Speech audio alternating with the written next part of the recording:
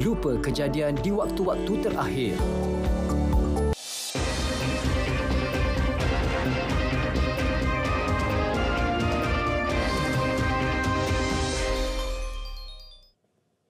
Assalamualaikum dan salam Malaysia Madani. Anda bersama saya Dilaila Kadir dalam Berita Pagi. Walaupun fokus utama lawatan kerja ke Mesir bagi membincangkan permasalahan di Gaza, namun isu masalah serantau yang lain turut dibincangkan Perdana Menteri Datuk Seri Anwar Ibrahim bersama Presiden Mesir Abdul Fattah Al-Sisi. Sebahagian daripada perbincangan itu tentu usaha mempertingkat kerjasama dua hala dalam bidang perdagangan, perusahaan, pelaburan, dan beliau telah mengarahkan menteri-menteri, masuk menteri luar, menteri keselamatan supaya memberikan tumpuan meningkatkan kerjasama dengan Malaysia sebagai kerjasama strategik. Dan saya juga telah minta supaya menteri luar menyegerakan pertemuan dengan jawatankuasa yang boleh mengenal pasti hal-hal yang boleh kita tingkatkan.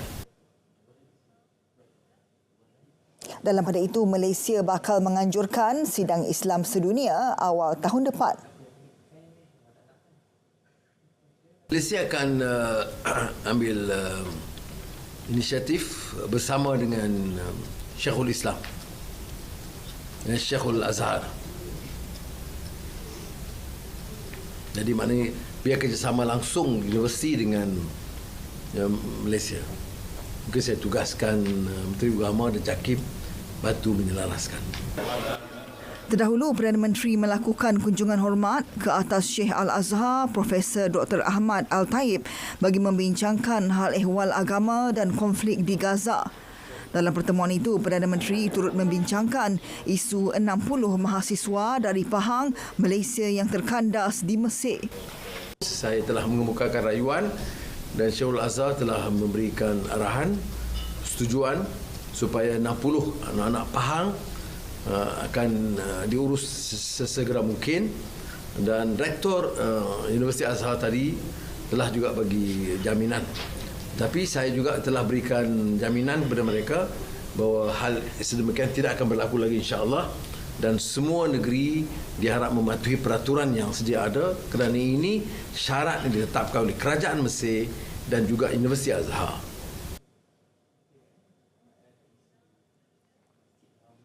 Sementara itu, kutipan tabung akaun amanah kemanusiaan rakyat Palestin AAKRP akan disalurkan secara terus dan tidak digunakan untuk tujuan pengurusan dan pentadbiran. Perdana Menteri juga sudah berbincang dengan Presiden Persatuan Bulan Sabit Merah Mesir, Dr. Remy Al-Nazir, mengenai beberapa kaedah dalam menyalurkan bantuan terus ke Gaza. Beliau berbincang kita dan saya sempat juga menemui wakil Mercy supaya diberikan beberapa keutamaan. Jangan beli ikut selera kita. Ini masalah badan-badan yang menganjurkan, niatnya baik. Tapi kadang-kadang dia beli yang orang tak perlukan ataupun dia tentukan. Tidak boleh. Kita kena dengar sendiri apa yang orang Gaza nak. Ubat pun ada jenis ubat. Dan mesti dilabel dengan betul. Gaza memerlukan sekurang-kurangnya 200 buah kontena keperluan bantuan sehari. Namun setakat ini hanya 15 kontena diizinkan masuk untuk menyampaikan bantuan. Terdahulu, Perdana Menteri menerima kunjungan hormat daripada Dr. Remy Al-Nazir di Hotel Four Seasons, Kahirah. Perdana Menteri menzahirkan ucapan terima kasih kepada seluruh rakyat Malaysia kerana bangkit menyatakan pandangan dalam beberapa siri perhimpunan untuk Palestin di seluruh negara. Beliau kali ini mengajak seluruh rakyat menyertai himpunan Malaysia bersama Palestin malam ini. Oleh kerana saya juga sempat berkunjung ke dunia Arab khususnya dan Turki dan mendapat pandangan langsung dari pemimpin negara yang terlibat dalam usaha meleraikan kes ini, saya juga berasa bertanggungjawab untuk memberi penjelasan langsung kepada rakyat Dan insya-Allah hari Selasa malam kita akan berhimpun di Axiata dan untuk memberi peluang mendengar pandangan rakan-rakan kita, dan saya akan rumuskan dengan memberikan penerangan mutakhir tentang perkembangan yang berlaku dan pendirian kerajaan Malaysia. Harap dapat hadir bersama-sama menjayakan perhimpunan rakyat sebagai dukungan kepada perjuangan sah rakyat Palestin. Himpunan Malaysia bersama Palestin malam ini akan diadakan di Stadium Axiata Arena Bukit Jalil dan akan diketuai Perdana Menteri.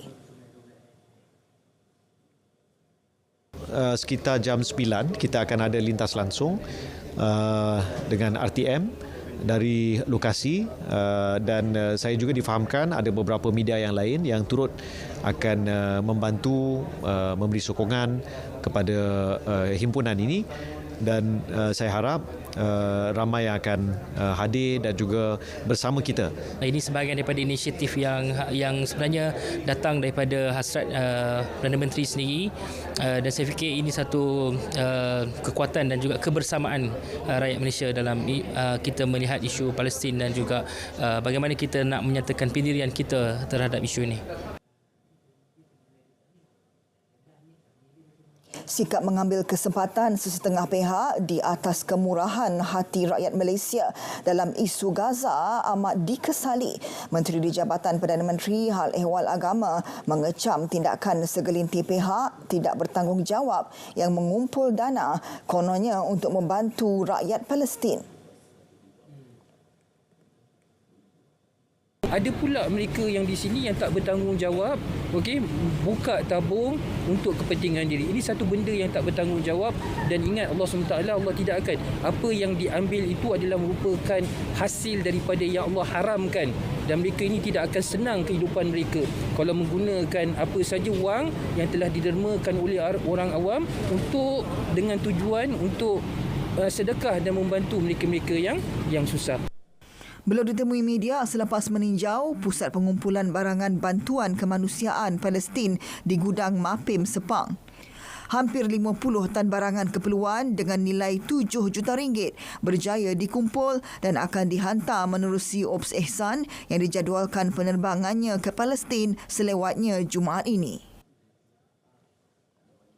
Kaedah pembayaran balik pinjaman PTPTN melalui Income Contingent Loan ICL tidak membebankan peminjam, malah ia merupakan cadangan yang praktikal. 5 juta orang pelajar baharu. Justru saya melihat cadangan NRC untuk memperkenalkan kaedah pembayaran balik pinjaman mengikut Income Contingent Loan ataupun ICL yang dilaksanakan melalui pemotongan gaji secara automatik melalui lembaga hasil dalam negeri ataupun HLHDN sebagai satu cadangan yang praktikal dan tidak membebankan peminjam. Beliau membacakan teks ucapan Perdana Menteri pada majlis penutupan Hari Terbuka Pendidikan Tinggi Negara di Putrajaya. 7 empangan bekalan air dikenal pasti berisiko tinggi menyebabkan masalah sumber air jika berlaku sebarang kegagalan fungsi yang turut berpunca daripada perubahan iklim. Ia termasuk empangan Pedu, Muda, Asahan, Jus Durian Tunggal, Linggoi dan Mengkuang. Pengerusi Suruhanjaya Perkhidmatan Air Negara SPAN, Charles Santiago berkata, ketujuh-tujuh empangan itu dikenal pasti menerusi laporan penilaian risiko bekalan air empangan dan paras air empangan SPAN. Now, why is this important? Why is it important? Kalau kita tengok dalam kes Muda, Sungai Muda, the carrying capacity of the river, the carrying capacity of the river telah jatuh 7%. Dan juga lain-lain sungai yang kita ada di Malaysia, carrying capacity mereka telah pun jatuh oleh kerana apa yang dipanggil perubahan iklim. Baiklah, berita pagi diteruskan dengan laporan edisi Sabah. Salam Malaysia Madani, tekad perpaduan penuhi harapan.